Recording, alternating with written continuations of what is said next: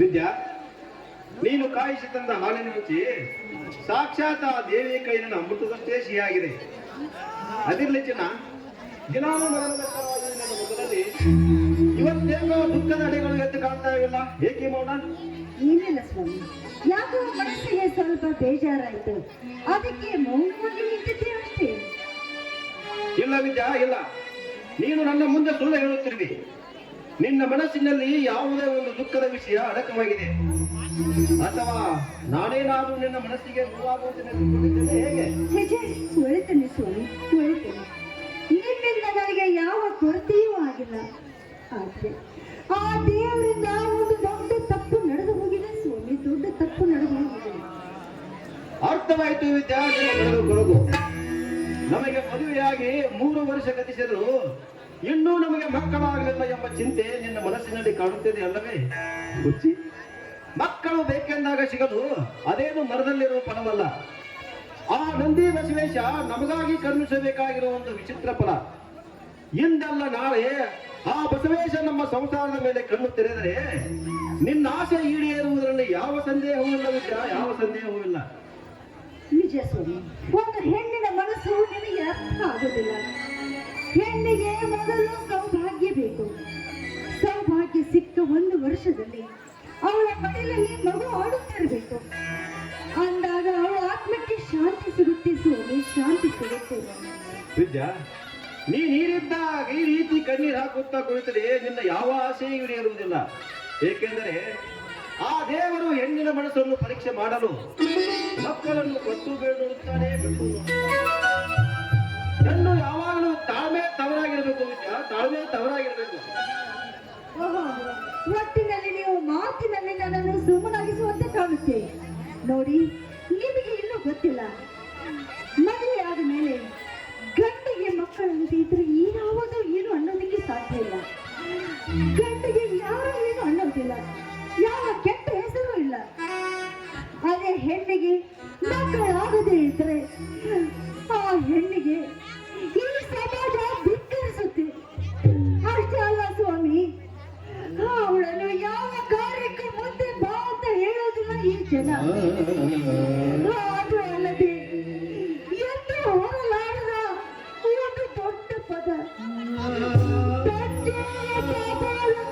ದೂರ ತಳುತ್ತೆ ಸ್ವಾಮಿ, ದೂರ ತಳುತ್ತೆ ಈ ಸಮಾಜ. ಸಮಾಜ ಸಮಾಜ ಸಮಾಜ ಎಲ್ಲಿದೆ ವಿದ್ಯಾ ನಿನ್ನ ಹಾಳು ಸಮಾಜ? ರಸ್ತೆಯಲ್ಲಿ ಅಣ್ಣ ತಂಗಿಯರಿಬ್ಬರು ಹೊರಡರೆ ಅದಕ್ಕೆ ಬೇರೆ ಅರ್ಥ ಕಲ್ಪಿಸಿರುತ್ತದೆ ಈ ಹಾಳು ಸಮಾಜ. ಅಷ್ಟೇ ಏಕೆ, ನಮ್ಮ ದೇಶದ ಸಂಪತ್ತನ್ನು ಹಾಗೂ ನಮ್ಮ ದೇಶದ ರಾಜಕಾರಣಿಗಳನ್ನು ತಂದು ಸನ್ಮಾನ ಮಾಡುತ್ತದೆ ಈ ನಿನ್ನ ಹಾಳು ಸಮಾಜ. ಅಷ್ಟೇ ಏಕೆ, ಮದುವೆ ಮಂಟಪದಲ್ಲಿ ಕುಳಿತ ವಧುವರರಿಗೆ ಶುಭ ಕೋರಲು ಮಿಂಡರಿಗೆ ಸೆರಗು ಹಾಸಿ ಗರತಿ ಗೈಯಾಳಿಯಂತೆ ಹಾರಾಡುತ್ತ ಬರುವ ಈ ಹಾಡರಗಿತ್ತಿಗೆ ಕರೆದು ತಾಣ ಕೊಡುತ್ತದೆ ಈ ನಿನ್ನ ಹಾಳು ಸಮಾಜ. ಅದೇ ನಿನ್ನಂತ ಮಕ್ಕಳಾಗದ ಸತಿ ಸಾಧಿ ಶಿರೋಮಣಿಯನ್ನು ಹುಟ್ಟಿದ ಮಗುವಿಗೆ ಹೆಸರನ್ನು ಹೊಡೆದರೆ ಅವರಿಗೆ ಬಂಜೆ ಎಂಬ ಅಕ್ಷರದಿಂದ ಚುಚ್ಚಿ ಅವರನ್ನು ದೂರ ಇರುವ ಈ ಸಮಾಜಕ್ಕೆ ನನ್ನ ಧಿಕ್ಕಾರಗಳು. ನೋಡಿ ಸ್ವಾಮಿ, ನೀವು ನನ್ನ ಜೊತೆಯಲ್ಲಿದ್ದಾಗ ನನಗೆ ಯಾವ ಭಯವೂ ಇಲ್ಲ. ವಿದ್ಯಾ, ಅಳಬೇಡ ವಿದ್ಯಾ, ಅಳಬೇಡ. ಏಕೆಂದರೆ ನೀನೊಬ್ಬ ಪೊಲೀಸ್ ಸಬ್ ಇನ್ಸ್ಪೆಕ್ಟರ್ ಹೆಂಡತಿಯಾಗಿ ಈ ರೀತಿ ಕಣ್ಣೀರು ಹಾಕುವುದು ಸರಿಯಲ್ಲ. ನಿನ್ನ ಗಂಡ ಎಷ್ಟು ಧೈರ್ಯವಂತನೋ ನೀನು ಅಷ್ಟೇ ಧೈರ್ಯವಂತ ಆಗಬೇಕು. ಅರ್ಥವಾಯ್ತೆ? ಹೋಗಿಪ್ಪ, ಯಾವಾಗಲೂ ನೀನು ನನ್ನನ್ನು ಹೀಗೆ ನಗನಗಿಸ್ತಾ ಇರ್ತೀರ. ನೀವು ತುಂಬಾ ರಸಿಕ ಅಲ್ವಾ? ನೋಡಿ ವಿದ್ಯಾ, ಹಾಗಾದ್ರೆ ಈ ರಸಿಕನ ಮನತನಿಸಲು ಒಂದು ಪ್ರೇಮ ಗೀತೆಯನ್ನು ಆರು ಬಾಚಿನ. ಹೌದಾ? ನಿಮ್ಮ ಆಶೆನೆ ನನ್ನ ಆಶೆ ಅಲ್ವಾ?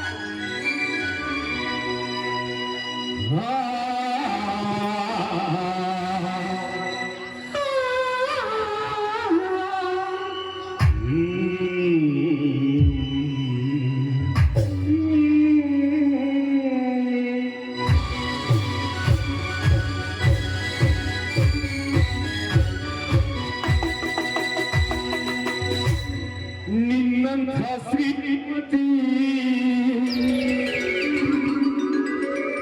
ಕೈ ಹಿಡಿ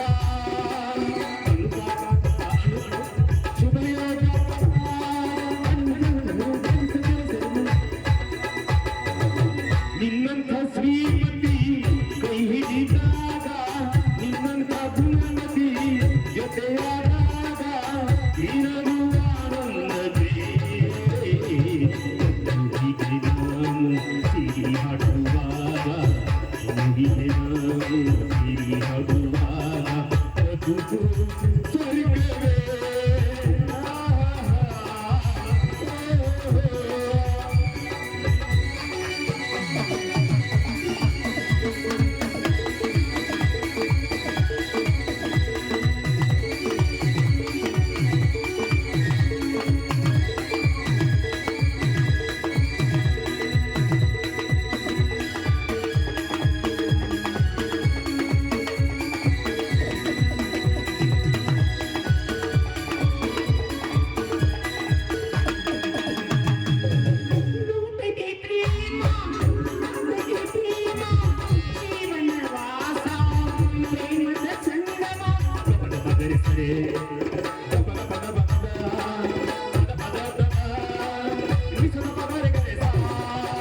ಮಾಸಗಳೆಲ್ಲ ಹೊಸ ಮಧು ಮಾಸವೇ, ರಾತ್ರಿಗಳೆಲ್ಲ ಮೊದಲನೇ ರಾತ್ರಿ.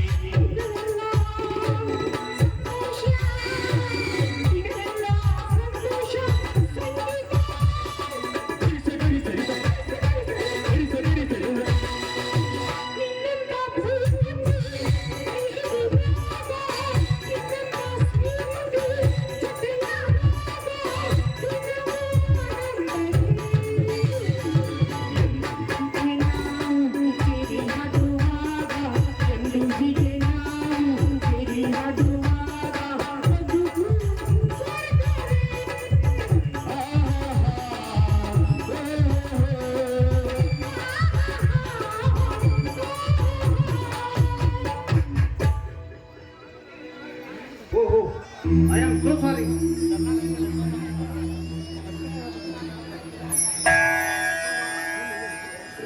ಶಿವಪೂಜೆಯಲ್ಲಿ ಕರಡಿ ಬಂದಾಗೆ ಬಂದು ಬಿಟ್ಟೆ, ಸಂದರ್ಭ ತಿಳಿಯದೆ. ಏನಣ್ಣ? ಅಲ್ಲ, ಇಲ್ಲಿ ತನಕ ಬಂದು ಈಗ ಒಳಗಡೆ ಬರ್ಬಹುದಾ ಅಂತ ಕೇಳ್ತಾ ಇದೆಯಲ್ಲ, ಏನಾಗಿದೆ ನಿನಗೆ? ಯಾಕೋ ಇವತ್ತು ಒಂಥರ ಇದೆಯಲ್ಲ, ಯಾಕೆ? ಇಲ್ಲ ವಿದ್ಯಾ, ಶಾಂತೇಶ್ ಹೇಳುದು ಕರೆಕ್ಟ್ ಆಗಿದೆ. ನಾವೇ ಸಮಯ ಸಂದರ್ಭ ನೋಡದೆ ತಪ್ಪು ಮಾಡಿಬಿಟ್ಟೆವು. ಮತ್ತೇನು ಸಾಹಿತಿಗಳು ಬಹಳ ಸಂತೋಷದಲ್ಲಿ ಕಾಣುತ್ತದೆ. ಮತ್ತೇನು ಹೊಸ ವಿಷಯ? ಎಷ್ಟೇ ಆಗಲಿ ತಾವು ಪೊಲೀಸರಲ್ಲವೇ, ಮನುಷ್ಯನ ಲಕ್ಷ್ಯವನ್ನು ಬೇಗ ಕಂಡು ಹಿಡಿದು ಬಿಡ್ತೀರಿ. ನೋಡಿ, ನನ್ನೊಳಗಿದ್ದ ಒಂದು ಗುಪ್ತ ವಿಷಯವನ್ನು ನಿಮಗೆ ಹೇಳಲು ಬಂದಿದ್ದೇನೆ. ನೀವು ಇಬ್ರು ಏನೋ ತಪ್ಪು ತಿಳಿದುಕೊಳ್ಳಬಾರದು. ಪರವಾಗಿಲ್ಲ, ಹೇಳು ಶಾಂತೇಶ್, ಏನು ನಿನ್ನ ಗುಪ್ತ ವಿಷಯ? ಇದುವರೆಗೆ ನನ್ನ ಹೃದಯದಲ್ಲಿ ಅಡಿಗಿಟ್ಟಿದ್ದ ಯಾವ ವಿಷಯವನ್ನು ಎಂದು ಹೇಳುವ ಸಂದರ್ಭ ಬಂದಿದೆ. ಇದೇ ತಿಂಗಳ ಕೊನೆಯ ತಾರೀಕಿನಂದು ನನ್ನ ಮತ್ತು ಪದ್ಮಾಳ ಮದುವೆ ಫಿಕ್ಸ್ ಆಗಿದೆ. ಮದುವೆ ಕಾರ್ಡ್ ಕೂಡ ಪ್ರಿಂಟ್ ಆಗಿದೆ, ತೆಗೆದುಕೊಳ್ಳಿ. ಏನಣ್ಣ ಇದು? ಇಂಥ ಸಂತೋಷದ ವಿಷಯ ಹೇಳೋದಕ್ಕೆ ಇಷ್ಟೊಂದು ಸಂಕೋಚ ಪಡಬೇಕೆ? ರೋಗಿ ಹೇಳಿದ್ದು ಹಾಲು ಅಣ್ಣ, ಡಾಕ್ಟರ್ ಹೇಳಿದ್ದು ಹಾಲು ಅಣ್ಣ. ನಾವು ಕೂಡ ಅದೇ ವಿಚಾರ ಮಾತಾಡ್ತಾ ಇದ್ದೀವಿ. ಈಗ ಅದೇ ವಿಷಯ ಕೈಗೊಡಿತು ಅಲ್ವೇನ್ರಿ? ಶಾಂತೇಶ್, ಶಾಂತೇಶ್, ಇಷ್ಟು ದಿವಸ ಈ ವಿಷಯ ನಮಗೆ ತಿಳಿಸಿರಲಿಲ್ಲ. ಹಾ, ಪದ್ಮ ಎಂದರೆ ಆ ಲಾಯರ್ ಲಕ್ಷ್ಮಣ ಗೊತ್ತಾನೆ? ಹೌದು ಅನಂತ್, ನಾನು ಅವಳು ಕಾಲೇಜಿನಲ್ಲಿ ಓದುತ್ತಿರುವಾಗ ಪ್ರೀತಿ ಹುಟ್ಟಿತ್ತು. ಮದುವೆ ಕೂಡ ಆಗಬೇಕೆಂದು ಮನಸ್ಸಿಚ್ಛೆ ಮಾಡಿದ್ದೇವೆ. ಆದರೆ ಆ ಸುಯೋಗ ಎಂದು ಕೂಡಿ ಬಂದಿದೆ. ಶಾಂತೇಶ್, ಒಳ್ಳೆ ಬೆಳೆತನದ ಕನ್ಯೆಯನ್ನೇ ಮೆಚ್ಚಿಕೊಂಡಿರುವೆ. ನೋಡಿದೆ ಶಾಂತೇಶ್, ಹಣೆ ಬರಹ ಕೂಡಿ ಬಂದರೆ ಕೆತ್ತವರು ಬೇಕಾಗುವುದಿಲ್ಲ ಎಂಬ ಹಿರಿಯರ ಅನುಭವದ ಮಾತು ಸುಳ್ಳಾಗಲಿಲ್ಲ. ನೋಡು ನೋಡೋಣ, ನನಗಂತೂ ಹಡೆದ ತಂದೆ ತಾಯಿಗಳು ಯಾರೂ ಇಲ್ಲ. ನನ್ನ ಮದುವೆಗೆ ನೀವೇ ಹಿರಿಯರಾಗಿ, ಈ ಮದುವೆಗೆ ಮುಖ್ಯಸ್ಥರಾಗಿ ನನ್ನ ತಲೆ ಮೇಲೆ ಅಕ್ಷತೆ ಹಾಕಬೇಕು ನೀವಿಬ್ಬರು ಬಂದು. ಆಯ್ತು ಶಾಂತೇಶ್, ಆಯ್ತು ಶಾಂತೇಶ್, ನಾನು ನಿನ್ನ ತಂಗಿ ವಿದ್ಯಾ ಇಬ್ಬರು ಸೇರಿ ಮನಸ್ಸಿಚ್ಛೆಯಾಗಿ ಹರಸಿ ನಿನಗೆ ಅಕ್ಷತೆ ಹಾಕ್ತೀವಿ. ಅಷ್ಟೇ ಅಲ್ಲಪ್ಪ, ನಿನ್ನ ಹೊಸವಾಳಿನ ವಸ್ತುವಿನಲ್ಲಿರುವ ನಿಮ್ಮಿಬ್ಬರ ಪ್ರಸ್ತುತ ಕಾರ್ಯಕ್ಕೆ ನಮ್ಮ ಮನೆಯಲ್ಲೇ ಸ್ಥಾನ ಕೊಡ್ತೀವಿ. ಅಂತೂ ಈಗ ತುಂಬಾ ಸಂತೋಷವಾಯ್ತು. ಈ ಸಂತೋಷಕ್ಕಾಗಿ ಬಿಸಿ ಬಿಸಿ ಬಿಸಿ ಬಿಸಿ ಹೋಳಿಗೆ ಮಾಡ್ತೀನಿ. ಮೇಲೆ ತುಪ್ಪ ಹಾಕೊಂಡು ಚೆನ್ನಾಗಿ ಕಟ್ಟಿವ್ರಂತೆ, ಆಯ್ತಾ? ಬಾನ, ಅಯ್ಯೋ ಬನ್ನಿ.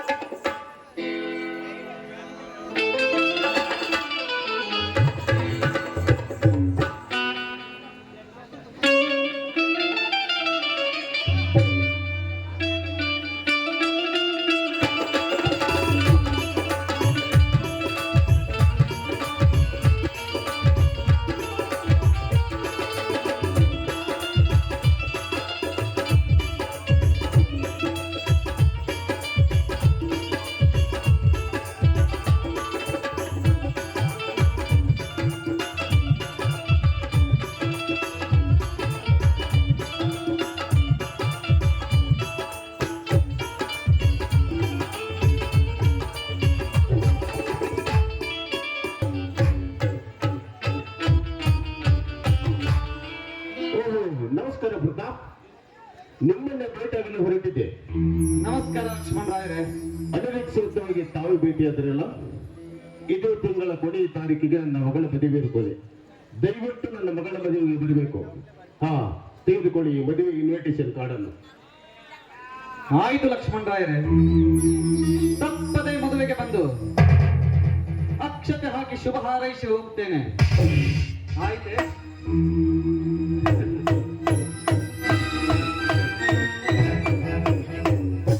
ಅಲ್ರಿ ನ್ಯಾಯಾಧೀಶರ, ಅಲ್ಲ ದೊಡ್ಡ ದೊಡ್ಡ ನ್ಯಾಯ ಮಾಡ್ತೀರಿ, ಬುದ್ಧಿದು ಹೋಯ್ತು ನೋಡಿ ನಿಮಗ. ಯಾಕೆ ಸತ್ತಪ್ಪ? ನಿಮ್ ಊರ ಯಾರು ಸಿಗೋದಿಲ್ಲ ನೀವು ಮದುವೆ ಹೇಳಕ್ಕ. ಎದ್ರು? ಅಲ್ರಿ ಇಂಗಳ ಹೋದವರಲ್ಲದ್ರಿ ಅವ. ಹೌದು, ಇಂಗಳಗಾವ. ಅಲ್ರಿ ಸುಂಗಾರಿ ಕೂತಿದ್ದೆ ಆ ದಡ್ಡಿ ಮನಿ ಮಾಸ್ತಾರ ಎಂತ ದೊಡ್ಡ ಹಿರಿಯರ್ದ ಊರಾಗ, ಅವ್ರನ್ನ ಬಿಟ್ಟು ಈ ಮಂಗ್ಯಾನ ಕರೆಯಕ್ ಬಂದರೆ ನೀವು ನೋಡ್ರಿ ನ್ಯಾಯಾಧೀಶರ. ಹೇಳು ಸತ್ಯಪ್ಪ. ಒಟ್ಟ ಕಾಲ್ಗುಣ ಬೇಡ ನಮ್ದ ಮಠ ಸಿಗತೈತಿ ನೋಡ್ರಿ ಒಟ್ಟ. ಈಗ ನಾವ್ ಅವ್ರ ಕೂಡಿ ಎಷ್ಟು ಮದುವೆ ಮಾಡಿದೀವಿ ಗೊತ್ತಿದ್ರ ನೀವು? ಎಷ್ಟು? ಇಲ್ಲ ಅಂದ್ರೆ ಒಂದ್ 50-60 ಅಕ್ಕಿ ಕಳ್ಬೋದು ಬಂದಿದೀವಿ. ಅದ್ರಾಗ ಒಂದ್ 30-35 ಡೈವರ್ಸ್ ಆಗ್ಯಾವ್ರಿ. ಹೌದಾ? ಒಂದ್ 10-12 ಹಡದೇ ಇಲ್ರಿ. ಒಂದ್ 5-6 ಅಡಿಕೆನ ಬಿಟ್ಟು ಬಿಟ್ಟವ್ರಿ. ಸರಿ. ಹಿಂಗಾಗಿ ಮಠ ಸಿಲಕೈತ್ರಿ. ಅವ್ನ ಯಾಕೆ ಕೇಳಕ್ ಬಂದಾರಿ? ಸಾವುಕಾರ ಪ್ರತಾಪ್ ಸಾವುಕಾರ, ಹೇಳ್ ಸತ್ಯಪ್ಪ. ನಾವ್ ನೀವು ಎಷ್ಟು ಮದುವೆ ಮಾಡಿ ಬಂದಿದೀವು, ಕರೆಕ್ಟ್ ಸತ್ಯಪ್ಪ. ಎಷ್ಟು ಕಲ್ಯಾಣ ಕಾರ್ಯ ಮಾಡಿ ಬಂದಿದೀವು. ಹೌದು ಹೌದು ಸತ್ಯಪ್ಪ. ನ್ಯಾಯಾಧೀಶ ಮುಂದೆ ಹೇಳತ್ತೀನಿ ಹೇಳ್ರಿ. ಆಯ್ತು ಸತ್ಯಪ್ಪ. ನ್ಯಾಯಾಧೀಶರ ಹೇಳು ಸತ್ಯಪ್ಪ. ವಿಚಾರ ಮಾಡಕ್ ಹೋಗ್ಬೇಡ್ರಿ. ನಮ್ ಸಾವುಕಾರ ಬಂದ ವಧುವರಿಗೆ ಆಶೀರ್ವಾದ ಮಾಡಿ ತಿಳ್ಕೊರಿ ನೀವು. ಹಾ, ಒಟ್ಟ ಸಾಕ್ಷಾತ್ ಶಿವನ ಆಶೀರ್ವಾದ ನೋಡ್ರಿ. ಯಾಕ್ರಿ ಶಿವ? ಕರೆಕ್ಟ್ ಸತ್ಯಪ್ಪ. ಪ್ರತಾಪ್, ನೀವು ನನ್ನ ಮೇಲೆ ಕೋಪಿಸಿಕೊಂಡಿದ್ದರು ಅಂತ ತಿಳಿದುಕೊಂಡಿದ್ದೆ. ಯಾಕಂದರೆ ನಾನು ಅಧಿಕಾರದಲ್ಲಿದ್ದಾಗ ನಿಮಗೆ ಅಂತ ಕಠಿಣ ಶಿಕ್ಷೆ ಕೊಟ್ಟಿದ್ದೆ. ಅದನ್ನೆಲ್ಲವನ್ನು ಮರೆತು ಎಂದು ನನ್ನ ಜೊತೆ ಸಹಕರಿಸಿ ಮಾತನಾಡುತ್ತಿದ್ದರಲ್ಲ, ನೀವು ತುಂಬಾ ಒಳ್ಳೆಯವರು. ಚಚ, ಏನು ಲಕ್ಷ್ಮಣ ರಾಯರೇ, ಆ ಹಳೆಯ ವಿಷಯಗಳನ್ನ ಕೂಡ ನೆನಪಿಗೆ ತಂದುಕೊಳ್ಳಬೇಕಾಗಿತ್ತೇನೋ? ನಡುವಾಗಿನ ಸಂದರ್ಭದಲ್ಲಿ ನೀವು ಅಧಿಕಾರದ ಸ್ಥಾನದಲ್ಲಿದ್ದೀರಿ, ನಾನು ಅಪರಾಧಿಯ ಸ್ಥಾನದಲ್ಲಿದ್ದೆ. ನಿಮ್ಮ ಕರ್ತವ್ಯಕ್ಕನುಗುಣವಾಗಿ ನಿಮ್ಮ ಸ್ಥಾನಕ್ಕೆ ಬೆಲೆ ಕೊಟ್ಟು ನನ್ನನ್ನು ಕತ್ತಲೆಯ ಕೋಣೆಗೆ ತಳ್ಳಿದ್ದೀರಿ. ನನ್ನ ದುರಾದೃಷ್ಟ ಹೇಗೋ ಏನೋ, ವನವಾಸ ಮುಗಿಸಿ ಜೈಲು ಶಿಕ್ಷೆ ಅನುಭವಿಸಿ ಹೊರಗಡೆ ಬಂದೆ. ಈಗ ಆ ಕಹಿ ಘಟನೆಗಳನ್ನು ನೆನಪಿಸಿಕೊಳ್ಳಿಕ್ಕೆ ನನಗೂ ಇಷ್ಟವಿಲ್ಲ. ಬನ್ನಿ, ಇನ್ನು ಮೇಲೆ ನಾವು ನೀವು ಅತಿ ಹತ್ತಿರದ ಆತ್ಮೀಯರಾಗೋಣ. ಆಯ್ತೆ? ಒಟ್ಟ ಭೂತದ ಬಾಯಾಗ ಭಗವದ್ಗೀತೆ ಹೇಳ್ದಂಗ ಆಗ್ತದ ಒಟ್ಟ. ಅಲ್ರಿ ಭೂತದ ಬಾಯಾಗ ಭಗವದ್ಗೀತೆ ಅಂದ್ರೆ ಗೊತ್ತಾಗ್ತಿಲ್ಲ ನಿಮಗ. ಸಾಕ್ಷಾತ್ ಶ್ರೀರಾಮಚಂದ್ರ ತಮಗ ಲಕ್ಷ್ಮಣಗೆ ಹೇಳ್ದಂಗ ಆತ್ ನೋಡ್ರಿ ಶಿವಾಯದ. ಆಯ್ತು ಸತ್ಯಪ್ಪ. ಪ್ರತಾಪ್, ನನ್ನ ಸ್ನೇಹಿತರೊಬ್ಬರು ಮೈಸೂರಿನಲ್ಲಿ ಇದ್ದಾರೆ. ಅವ್ರನ್ನ ಭೇಟಿಯಾಗಲು ನಾನು ಮೈಸೂರಿಗೆ ಹೋಗ್ಬೇಕು. ನಾನೇನು ಬರ್ತೀನಿ. ಓ ಸತ್ಯಪ್ಪ, ನೋಡ್ರಿ ನೀನು ಕೂಡ ತಪ್ಪದೆ ನನ್ನ ಮಗಳ ಮದುವೆಗೆ ಬರಬೇಕು. ಬರ್ತೀವ್ರಲ್ಲ. ತೆಗೆದುಕೊಳ್ಳಿ ಕಾಡು ಮದುವೆ ಇನ್ವಿಟೇಷನ್ ಕಾರ್ಡನ್ನು. ಕಾಡು ಒಂದ ತಂದಿದ್ರಿ ಆಮೇಲೆ ಅವ್ರಿಗೆ ಅಟ್ಟ ಕೊಟ್ಟ ಇಲ್ಲ ಸತ್ಯಪ್ಪ, ಕೊಡ್ಬೇಕಂತ ಯೋಚನೆ ಮಾಡಿದೆ, ಹಾಗೆ ಮಾತು ಗೊಂಗಿಲಲ್ಲಿ ಬಿಟ್ಟಿದ್ದೆ. ನಾನೇನು ಬರ್ತೀನಿ ಪ್ರತಾಪ್. ಮಾಡಕ್ ಹೋಗ್ಬೇಡ್ರಿ. ಹೇಳುವುದ್ರ ತಪ್ಪ ಆಯ್ತು. ಏಕೆ ಕಾಳುವುದು ಬಂದಿದ್ರಿ, ಮನೆ ಮುಟ್ಟ ಬಂದ ಕಾರ್ ಕೊಡತ್ತಾರೆ ಬಿಡ್ತೀವ್ರ. ಒಟ್ಟೆ ವಿಚಾರ ಮಾಡಕ್ ಹೋಗ್ಬೇಡ್ರಿ. ಬರ್ತೀವ್ರಿ. ಆಯ್ತು ಸತ್ಯಪ್ಪ. ನಮಸ್ಕಾರ ನಮಸ್ಕಾರ. ಆಯ್ತು ಲಕ್ಷ್ಮಣ ರಾಯ.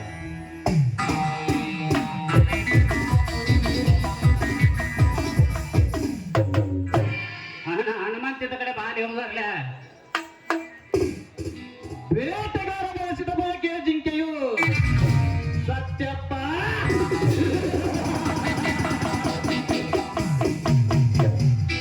ತಾನಾಗಿಯೇ ಬಂದು ಬಲೆಯಲ್ಲಿ ಬಿದ್ದಂತಾಯಿತು.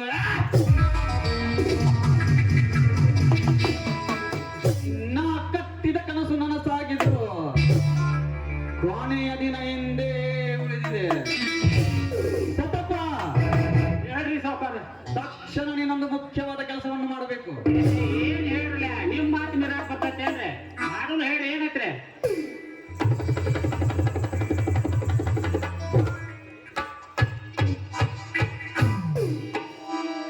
ನಾನು ಹೇಳಿದ ವಿಷಯ ತಿಳಿಯಿತು ತಾನೆ?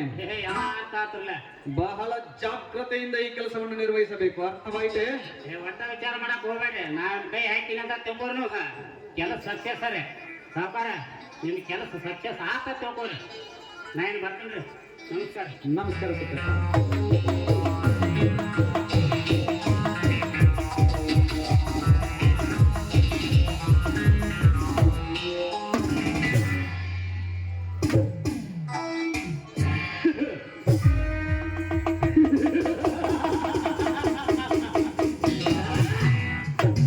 ಸಾವಿರ ವರ್ಷಗಳ ಹೊರೆಯನ್ನು ಹೊತ್ತ ಸುಂದರ ಸಂಸಾರದ ದೋಣಿಯನ್ನು ಹತ್ತಲು ಬಂದ ಶಾಂತೇಶ್.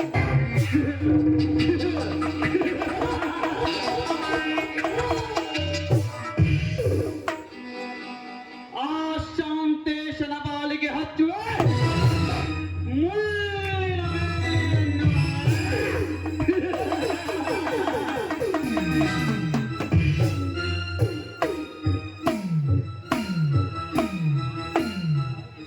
ಹಲವು ವರ್ಷಗಳಿಂದ ಸಾಧಿಸುತ್ತ ಬಂದ ನನ್ನ ಸೇಡಿನ ಪ್ರತಿಫಲವನ್ನು ತೀರಿಸಿಕೊಳ್ಳಲು ಇದೇ ಸರಿಯಾದ ಸಮಯ.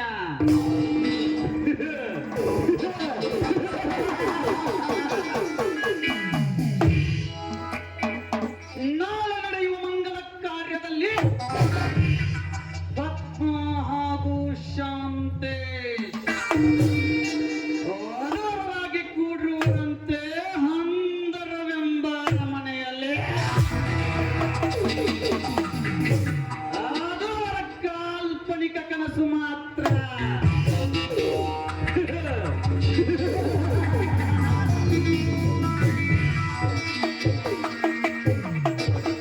ನನ್ನ ಛಲದಿಂಗಿತವನ್ನು ತೀರಿಸಿಕೊಳ್ಳಲು ಇಂದು ರಾತ್ರಿಯೇ ಆ ಲಕ್ಷ್ಮಣರಾಯರ ಮನೆಗೆ ಹೋಗಿ ಅಲ್ಲಿ ವಧುವಾಗಿ ಕುಳಿತುಕೊಂಡ ಪದ್ಮಾಲ ಶೀಲಕ್ಕೆ ಕಿಚ್ಚು ಹಚ್ಚುವ ನನ್ನ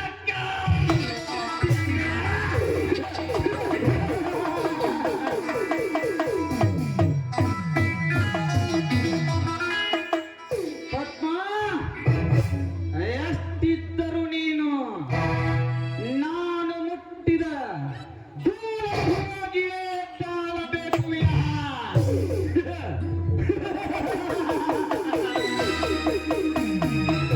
ಆ ಶಾಂತೇಶನ ಸತಿಸ್ಥಾನ ತುಂಬಲು ಆ ಕಾಲಮಟ್ಟಕ್ಕೂ ಸಾಧ್ಯವಿಲ್ಲ. ಇದು ಈ ಪ್ರತಾಪದ ಪ್ರತಿಜ್ಞೆ.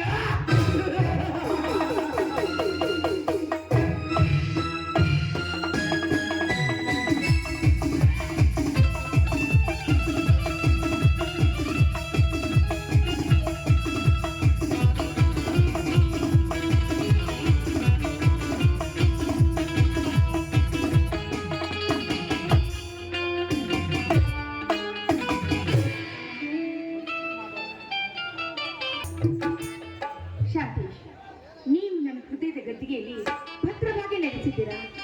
ಅಂತೆ ನನ್ನ ಆಸೆ ಎಲ್ಲವೂ ಕೈಗೂಡ್ತಾ ಇದ್ದೀರಿ. ಆದಷ್ಟು ಬೇಗನೆ ನಿಮ್ಮನ್ನು ಮದುವೆ ಮಾಡಿಕೊಳ್ಬೇಕೆಂಬುದೇ ನನ್ನ ಆಸೆ. ಬನ್ನಿ ಶಾಂತೇಶ್, ಎಲ್ಲಿದ್ದೀರಾ? I love you Shantesh, I love you. ಮುಗಿಲ ಮಲ್ಲಿಗೆ ಗಗನದ ತಾರೆಯೋ ನನ್ನ ಸ್ನೇಹ ನಿನ್ನ ಪ್ರೀತಿ ಕನಸಿನ ಸಿರಿಯೋ ಕನಸಿನ ಸಿರಿಯೋ ಮುಗಿಲ ಮಲ್ಲಿಗೆ ಗಗನದ ತಾರೆಯೋ ಮುಗಿಲ ಮಲ್ಲಿಗೆ ಗಗನದ ತಾರೆಯೋ ಕನಸಿನ ಸಿರಿಯೋ ಮುಗಿಲ ಮಲ್ಲಿಗೆ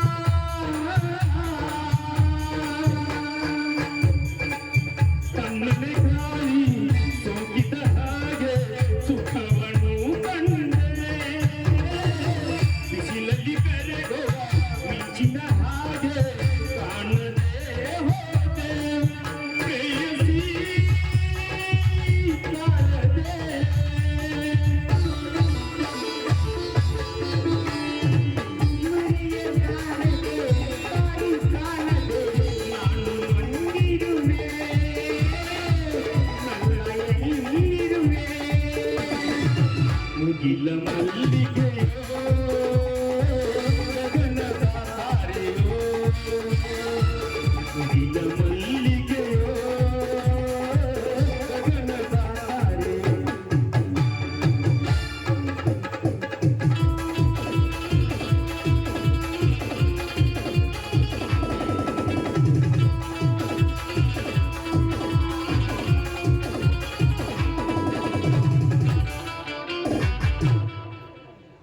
ಓಹೋ! ರಾಯರ ಲಕ್ಷ್ಮಣರಾಯರ ಏಕೈಕ ಸುಪುತ್ರಿ ಗಡಿ ಬಿಡಿಯಲ್ಲಿ ಏನೋ ಹುಡುಕುತ್ತಿರುವಂತೆ ಕಾಣುತ್ತಿದೆಯಲ್ಲ. ನಿಮ್ಮ ತಂದೆಯವರು ಮನೆಯಲ್ಲಿ ಇಲ್ಲ ತಾನೆ? ನಮ್ಮ ತಂದೆಯವರ ಮನೆಯಲ್ಲಿಲ್ಲ. ಆದರೂ ತಮ್ಮ ಸ್ನೇಹಿತೆಯರಿಗೆ ಭೇಟಿ ಕಾರ್ಡ್ ಕೊಡಲು ಹೋಗಿದ್ದಾರೆ. ಅಂತೂ ಅನಿರೀಕ್ಷಿತವಾಗಿ ನಮ್ಮ ಮನೆಯವರಿಗೆ ಬಂದಿದ್ದೀರಾ ಅಂದಮೇಲೆ ನಾಳೆ ನೀವು ತಪ್ಪದೇ ನಮ್ಮ ಮದುವೆಗೆ ಬರಬೇಕು. ಅವಶ್ಯವಾಗಿ ಬರುತ್ತೇನೆ. ಬಂದು ಹೃದಯ ತುಂಬಿ ಆನಂದದಿಂದ ಶುಭ ಹಾರೈಸುತ್ತೇನೆ. ಹೋಗ್ಲಿ ಬಿಡು ಪದ್ಮ, ನಾನೊಂದು ಮುಖ್ಯವಾದ ಕೆಲಸದ ಮೇಲೆ ನಿಮ್ಮ ತಂದೆಯವರನ್ನು ಭೇಟಿಯಾಗಲು ಬಂದಿದ್ದೆ. ನಿಮ್ಮ ತಂದೆಯವರು ಮನೆಯಲ್ಲಿ ಇಲ್ಲ ಅಂದ ಮೇಲೆ ಈ ಪ್ರತಾಪನ ಪ್ರಥಮ ಪ್ರಯೋಗ ಯಶಸ್ವಿಯಾಗುವುದರಲ್ಲಿ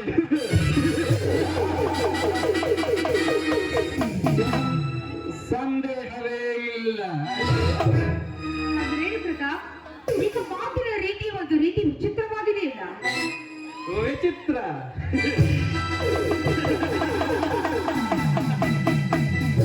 ನಿಜ ಪದ್ಮ ನಿನ್ನ ಮಾತು. ಇನ್ನು ಮುಂದೆ ನಡೆಯುವುದೆಲ್ಲವೂ ವಿಚಿತ್ರ. ನೀನೊಬ್ಬ ಮುಖ್ಯ ನ್ಯಾಯಾಧೀಶನ ಒಬ್ಬಳೇ ಒಬ್ಬ ಮಗಳಾಗಿ ನಿನ್ನ ತಂದೆಯ ಪ್ರೀತಿಗೆ ಪಾತ್ರರಾಗಿದ್ದೆ.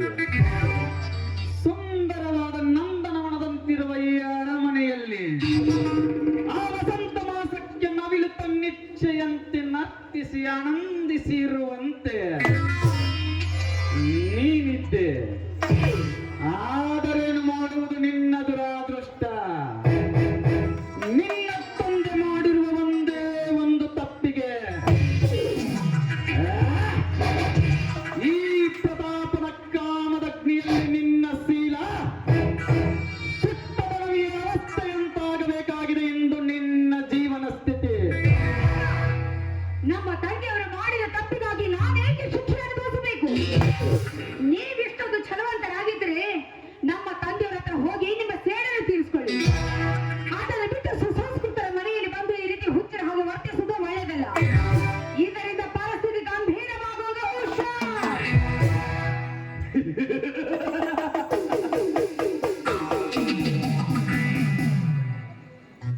ಪದ್ಮ, no doubt you are a beautiful lady. Padma Padma Padma, ಪ್ರಥಮದಲ್ಲಿಯೇ ಹೀಗೆ ಕೋಪಿಸಿಕೊಂಡರೆ ಹೇಗೆ ಚಿನ್ನ? ನೀನು ಹೇಳಿದ ಹಾಗೆ ಯಾರು ಇಲ್ಲದಿರುವ ಸಮಯ ಸಾಧಿಸಿ ನಾನು ಬಂದಿರುವುದು ನನ್ನ ಎಲ್ಲ ಆಸೆಗಳನ್ನು ಸಂಪೂರ್ಣವಾಗಿ ತೀರಿಸಿಕೊಳ್ಳುವುದಕ್ಕಾಗಿ. ಇಂದು ರಾತ್ರಿ ನನ್ನ ಸಮಯವನ್ನು ನಾನು ಸಾಧಿಸದೇ ಇದ್ದರೆ ನಾಳೆ ಗೃಹಿಣಿಯಾಗಿ ಆ ಶಾಂತೇಶನ ಸತಿಸ್ಥಾನ ತುಂಬುವೆ. ಆದರೆ ಅದಕ್ಕೂ ಮೊದಲೇ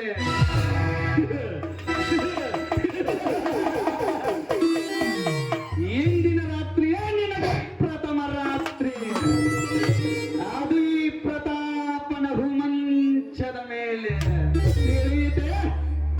ನಿಜ, ಇಂಥ ಮನುಷ್ಯ ಶಬ್ದಗಳ ನಾಡಲು ನಾಚಿಕೆ ಆಗುವುದಿಲ್ಲವೇ ನಿನ್ನ ಜನ್ಮದಲ್ಲಿ? ಒಂದು ಹೆಣ್ಣು ತನ್ನ ಜೀವನದಲ್ಲಿ ಎಷ್ಟೊಂದು ಆಸೆಗಳ ಹೊರೆಯನ್ನು ಹೊತ್ತಿರ್ತಾಳಂತ ನಿನ್ನ ಥವರಿಗೇನೋ ಗೊತ್ತಾಗಬೇಕು. ಪ್ರತಾಪ್, ನೀನ್ ಈ ಮನೆಯಲ್ಲಿ ಕಾಲಿಟ್ಟ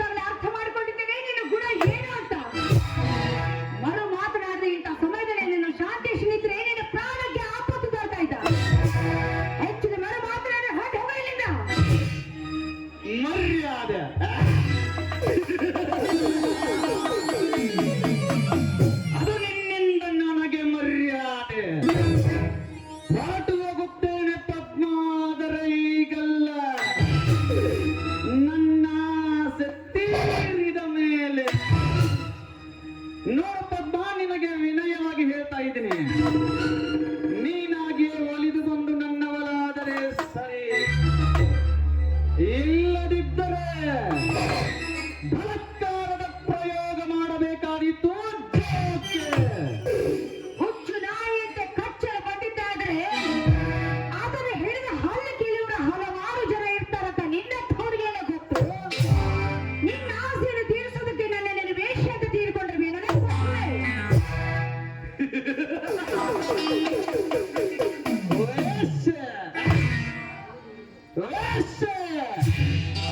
ನೀನೊಬ್ಬ ವೈಶ್ಯೆಯಾಗಿದ್ದರೆ ಎಷ್ಟೊಂದು ವಿಷಯ ಬೆಳೆಸುವ ಅವಶ್ಯಕತೆಯಾದರೂ ಏನಿತ್ತು ಚಿನ್ನ? ನಿನ್ನೆತ್ತರಕ್ಕಾಗುವಷ್ಟು ಹಣವನ್ನು ನಿನ್ನ ಮೇಲೆ ಸುರಿದು ನನ್ನ ಅರಮನೆಯ ಬಾಗಿಲಿಗೆ ನಿನ್ನನ್ನು ಕಾಯಿಸಿಕೊಳ್ಳುತ್ತಿದ್ದೆ. ಆದರೇನು ಮಾಡುವುದು? ನೀನೀಗ ಅರಳಿ ನಿಂತ ಸಂಪಿಗೆ, ಕೆಂಪು ತುಂಬಿರುವ ನಿನ್ನ ಕೆನ್ನೆಯನ್ನು ಕಚ್ಚಿ ಕಚ್ಚಿ ತಿನ್ನಲು ಹಾತೊರೆಯುತ್ತಿವೆ ನನ್ನ ದಂತ ಪಂಕ್ತಿಗಳು. ಪದ್ಮಾ, ನೋ ಡೌಟ್ ಇವರ ಬ್ಯೂಟಿಫುಲ್ ಲೇಡಿ. ಹೆಸರಿಗೆ ತಕ್ಕ ಹಾಗೆ ನೀನು ಕಮಲದ ಹೂವೇ.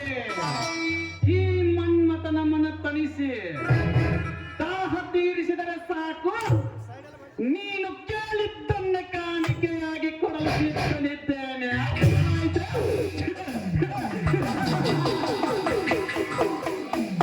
ಲೇ ಹುಚ್ಚ, ಅಂಧಕರ ಕಣ್ಣಿಗೆ ರತ್ನದ ರಾಶಿ ಇದ್ರೂ ಕೂಡ ಅದು ಶೂನ್ಯ.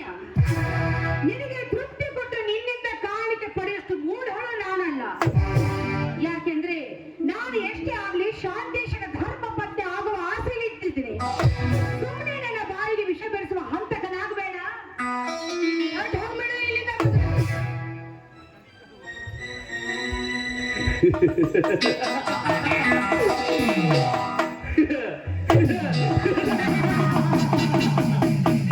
ಪದ್ಮಾ, ನಿನ್ನ ಹಾಗೂ ಶಾಂತೇಶನ ಪ್ರೇಮ ವಿಲಾಸಕ್ಕೆ ಕತ್ತರಿಯನ್ನು ಹಾಕುವುದೇ ಈ ಪ್ರತಾಪ ಗುರಿ. ಹತ್ತು ಮೀರಿರುವ ನಿಮ್ಮ ಪ್ರೇಮಕ್ಕೆ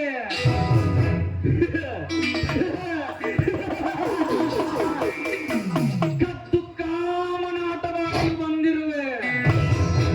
ಪದ್ಮಾ, ಎಷ್ಟಿದ್ದರೂ ನೀನು ನಾನು ಮುಟ್ಟಿದ ಮಳಿಗೆಯಾಗಿ ಮನೆಯಲ್ಲಿಯೇ ಕೂಡಬೇಕು. ಇದೇ ಪ್ರತಾಪನ ಛಲ. ಅರ್ಥವಾಯಿತೆ? ದೇವರ ಪೂಜೆಗೆಂದು ಸಿದ್ಧಪಡಿಸಿದ ಎಡೆಯನ್ನು ನಾಯಿ ಮುಟ್ಟಿದ್ರೆ ಅದು ದೇವರಿಗೆ ಸಲ್ಲುವುದಿಲ್ಲ, ಇತ್ತ ಮಾನವರು ಉಣ್ಣದ ಹಾಗೆ. ಆದರೆ ನಾನು ಬಿಟ್ಟಿದೆ ಈಗ ನನ್ನ ಸ್ಥಿತಿ. ಪ್ರತಾಪ್, ಈ ನಿನ್ನ ಮಂಕು ಬುದ್ಧಿಗೆ ಜ್ಞಾನದ ಕಣ್ಣನ್ನು ಕೊಟ್ಟು ಹೆಚ್ಚಿಸಿಕೊ. ಒಂದು ಹೆಣ್ಣಿನ ಬಾಳನ್ನು ಹಾಳು ಮಾಡುವುದು ಒಂದೇ, ಹೆತ್ತ ತಾಯಿಯ ಕತ್ತು ಕೊಯ್ಯೋದು ಎರಡು ಒಂದೇ.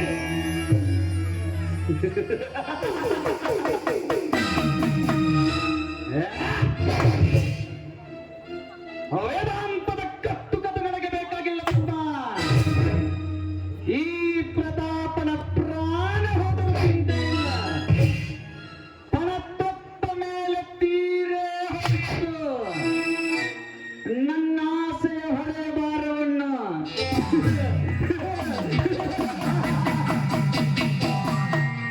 ನಿನ್ನದರಾಮೃತದ ಮೇಲೆ ಹರಗಿಸಿಕೊಳ್ಳುವ ನನ್ನ ಕಾಮ ಪೀಠವನ್ನು.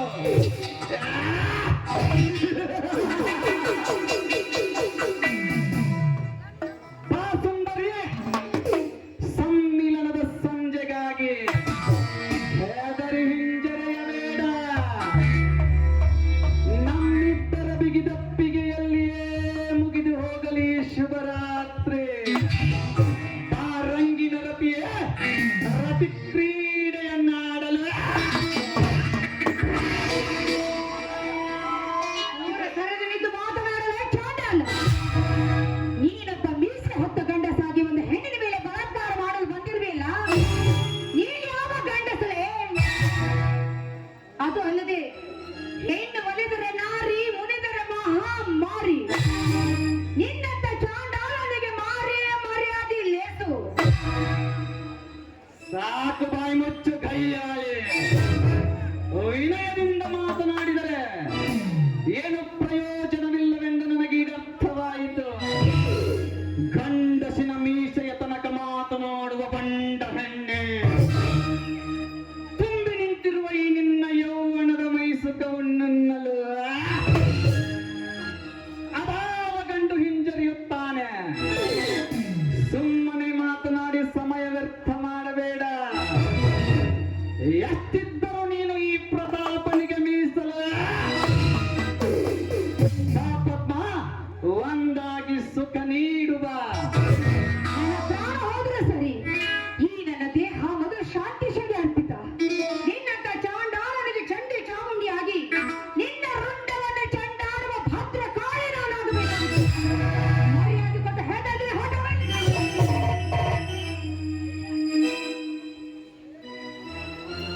ಬರಿಬಾಯಿ ಮಾತಿನಲ್ಲಿ ಚಂಡಿ ಚಾಮುಂಡಿಯಾಗಿ ವರ್ತಿಸಿದರೆ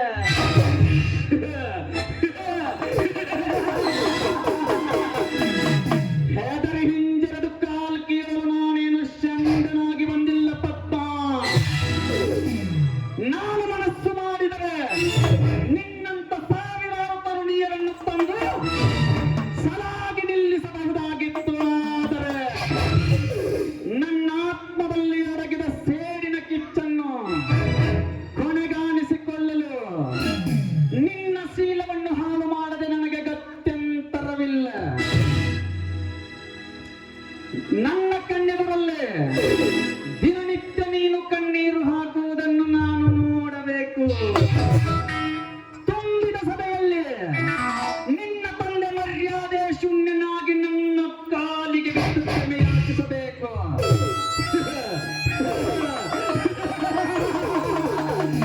ಅಷ್ಟು ಮಾತ್ರ ಮಾಡದೇ ಇದ್ದರೆ ಈ ಪ್ರತಾಪ ಹುಟ್ಟಿರುವುದಕ್ಕೂ ಸಾರ್ಥಕವೇನು? ನೀನಾಗಿಯೇ ಮಂಚಕ್ಕೆ ಬರುವೆಯೋ ಅಥವಾ ನಿನ್ನನ್ನು ಹೊತ್ತೊಯ್ಯಬೇಕು? ಬೇಡ ಪ್ರತಾಪ್, ಬೇಡ. ನಾಳೆ ವಧುವಾಗಿ ಶಾಂತಿ ಶ್ರೀ ಸದ್ಯಾಗ ಸ್ಥಾನದಲ್ಲಿದ್ದೇನೆ. ದಯವಿಟ್ಟು ನನ್ನ ಬಾಳನ್ನು ಹಾಕಬೇಡ.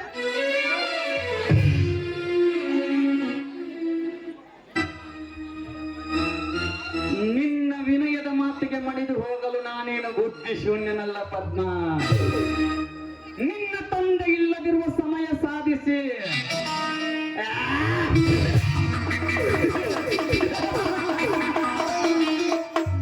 ನಾನು ಬಂದಿರುವುದು ನನ್ನೆಲ್ಲ ಕಾರ್ಯಗಳನ್ನು ಸಂಪೂರ್ಣವಾಗಿ ನೆರವೇರಿಸಿಕೊಂಡು ಹೋಗುವುದಕ್ಕಾಗಿ. ಇಂದಿನ ರಾತ್ರಿ ನಿನಗೆ ಬರ್ಬರ ರಾತ್ರಿ, ಇದು ನನಗೆ ಮಾತ್ರ ಶಿವರಾತ್ರಿ. ನಿನ್ನಂತ ರತಿಯ ಸಂಗಡ ಕಾಮ ಕ್ರೀಡೆಯಾಡಲು ಕೊಂಚವೂ ಕೂಡ ಸಮಯ ಕಳೆಯಬೇಡವೆನ್ನಿಸುತ್ತಿದೆ ನನ್ನ ಮನಕ್ಕೆ.